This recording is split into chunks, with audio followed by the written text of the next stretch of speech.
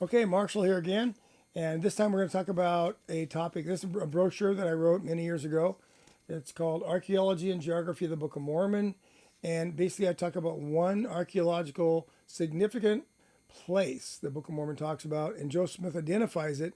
That's the Hill Cumorah in upstate New York.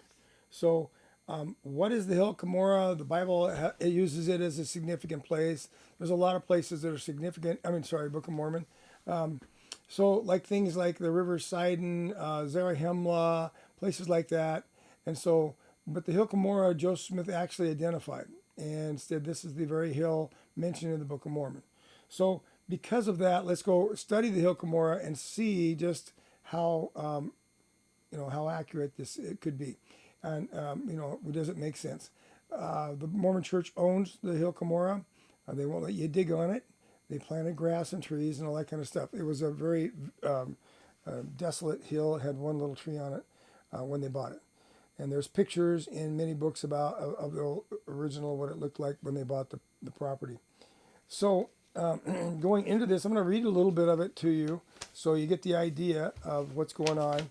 And in Mormon 6:10-15 it says, "And it came to pass that my men were hewn down, yea, even 10,000 who were with me, and I fell wounded in the midst, and they passed by me and did not put an end to my life.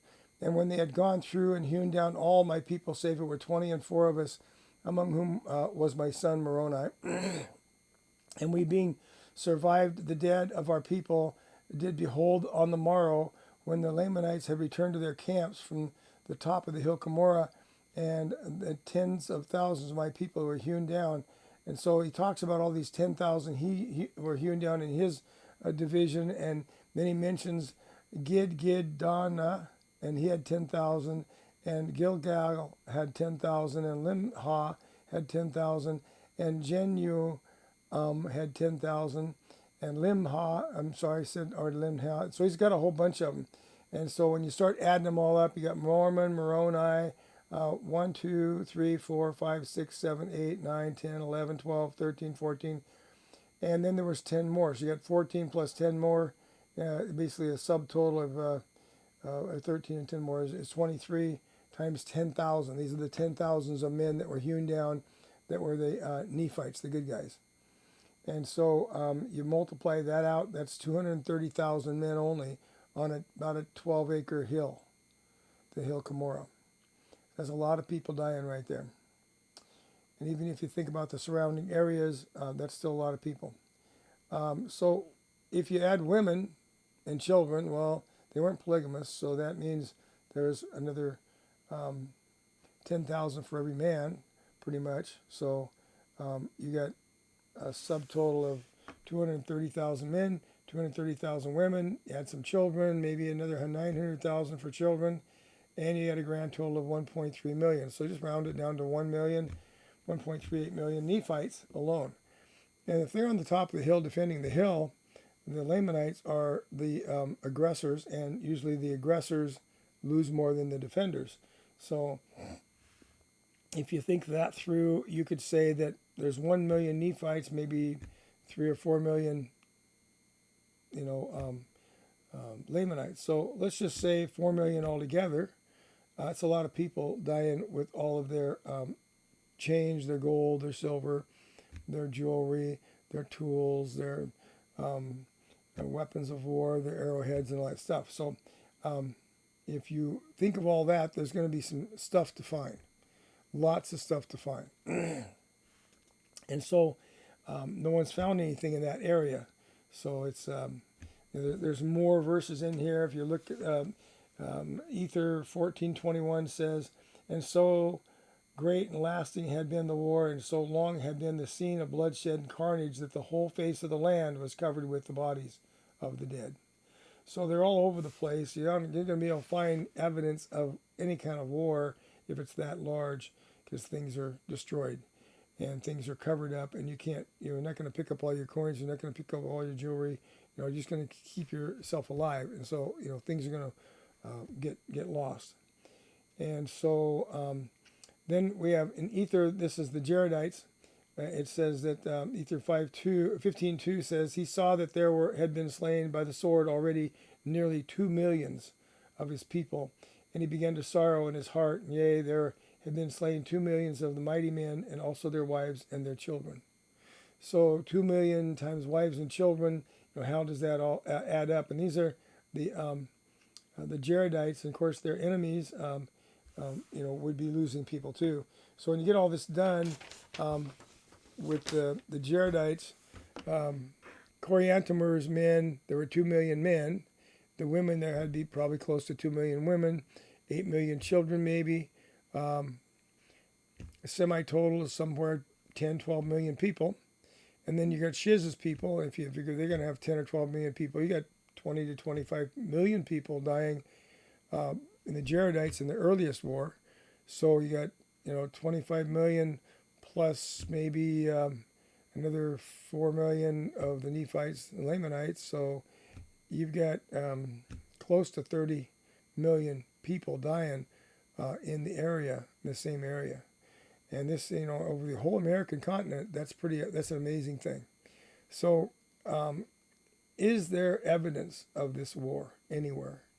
And we can find, souvenirs from the Civil War, from Revolutionary War. You can go dig and find things that are still buried. We just can't find a thing in the Hill Cumorah, so they plant grass over it. And so that's a big deal. Now, how important is this, and how much did they believe this? Well, Orson Pratt, who was one of the major theologians in Joseph Smith's day, he learned directly from Joseph Smith and Brigham Young. And he was commissioned by Brigham Young and John Taylor to revise the Book of Mormon in 1879. He finished the 5th edition of the Book of Mormon. The following quotes from that edition, and that edition continued until 1920 with Dr. James Talmage. There are footnotes on that Book of Mormon. Now, 1879 was the first year, but the same version continued to 1920. So if it says 1880, 1890, whatever, 1920, 1919, they're all the same version. This is a pulpit Book of Mormon. It's a pretty rare edition. I've seen 2 of them in this area where I live. One was a Mormon's, and then I bought this one someplace, I can't remember where, probably Salt Lake City. This is an 1888 edition of the pulpit Book of Mormon, and so the pulpit Book of Mormon is a larger one, and they would read from the pulpit with it. So it has the footnotes in it, and James Talmage took those footnotes out that Orson Pratt put in. So Orson Pratt put them in the 1879 edition. Now the footnotes are kind of revealing. They had to redo different footnotes because they didn't like his footnotes. And the reason why, I presume, because I wasn't there, is that they mention places in the American continent where things were supposed to have happened according to Joseph and Brigham.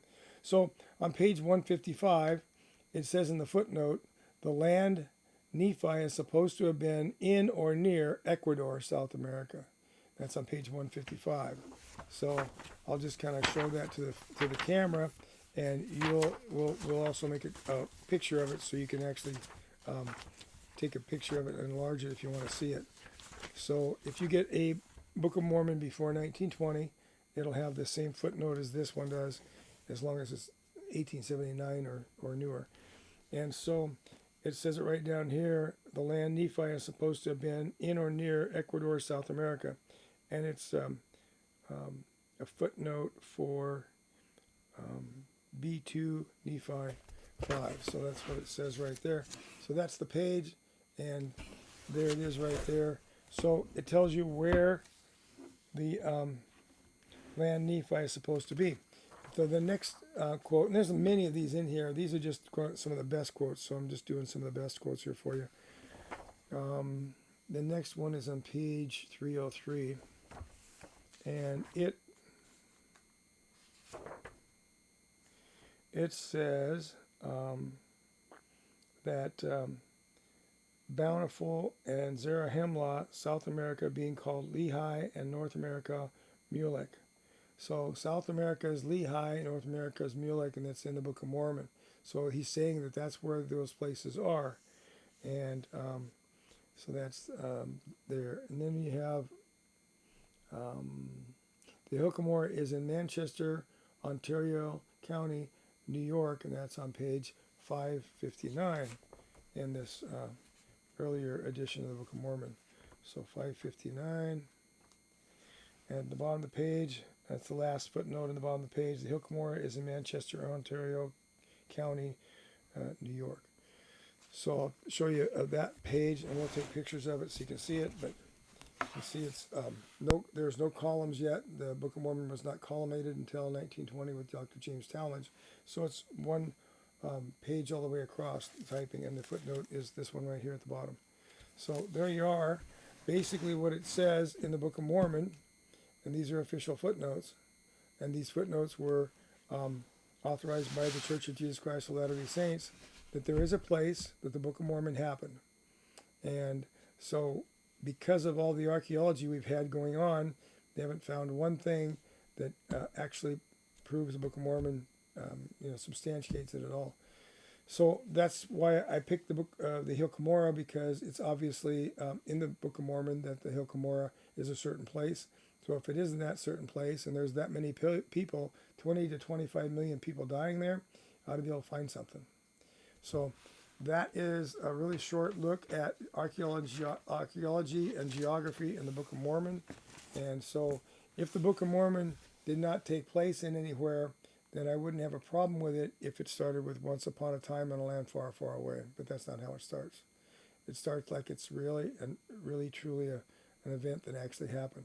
We can go to Israel, and I did a couple of years ago, and I went to Jerusalem, Bethlehem, and I stood on the mountain that Elijah called down fire.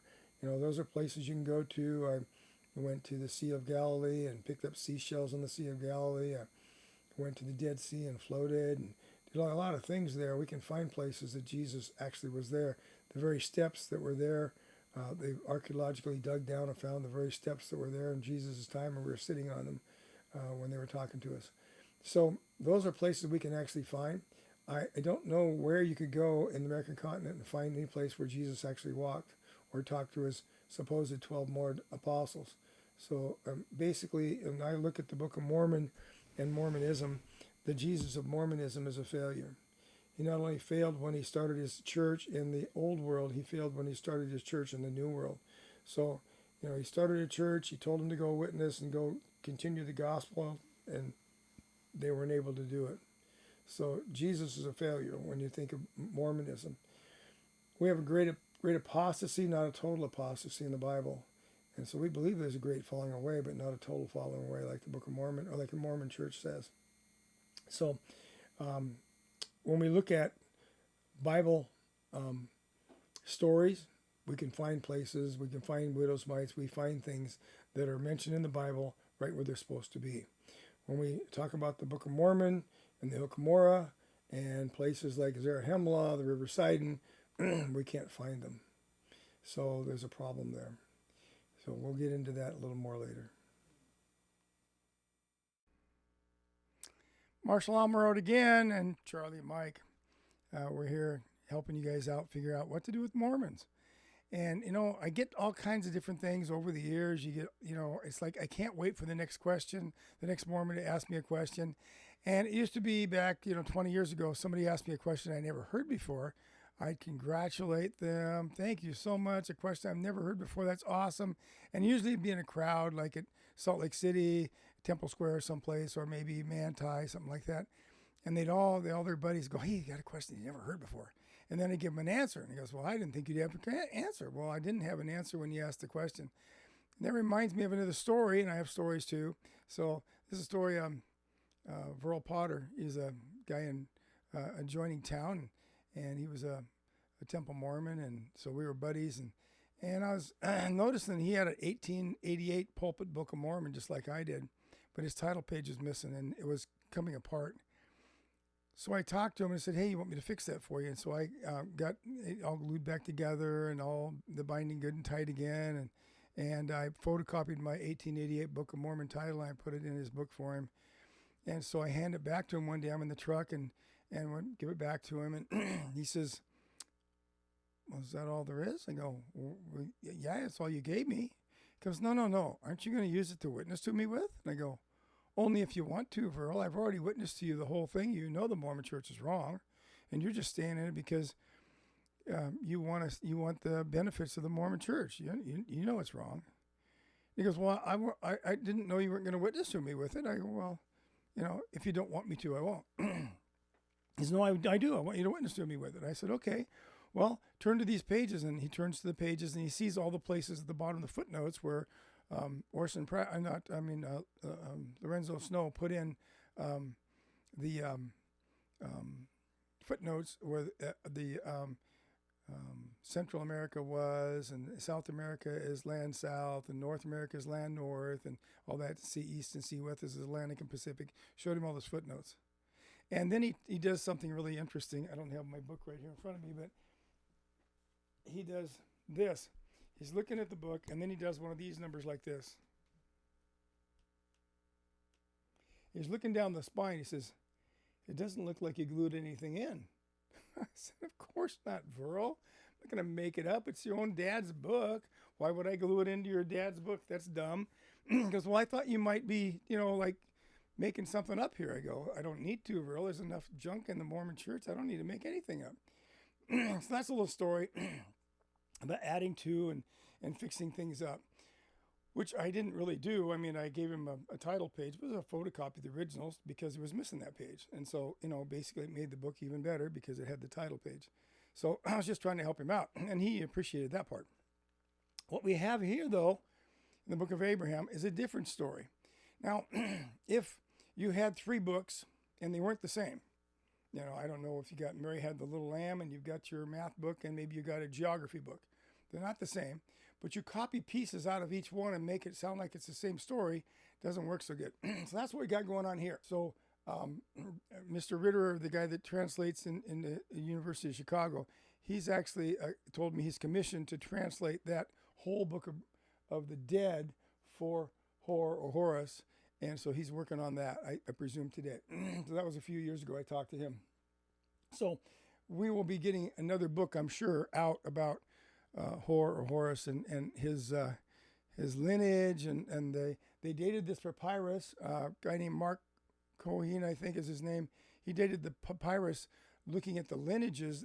Evidently, there's an awful lot of mummies out of this particular crypt they dug into. And the mummies are all related to each other.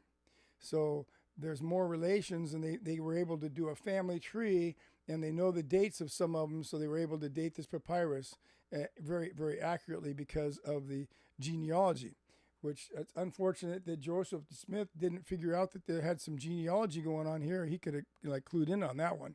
That'd be right down his alley. But he didn't know what he's doing, basically, so that's the whole point. These are upside down backwards. For the hypocephalus, you're supposed to be able to read the outside from the inside, all the way around like this until you get here, and then you have to read the outside from the outside because he's got them upside down and backwards. So that's that. Some of this reconstruction stuff is just bogus, and so he's just kind of, winging it. And that's basically what we have going on here. So I'd say at least a quarter of this hypocephalus is basically copied from somewhere else, which is not the way you should be restoring something. So if he doesn't restore it right, he certainly can't translate it right.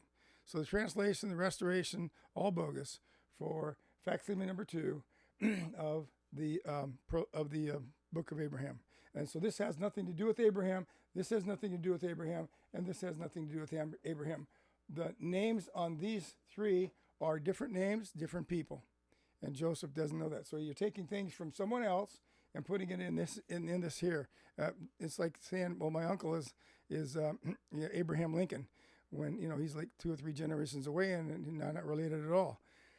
So totally different, and so that's the problem with facsimile number 2.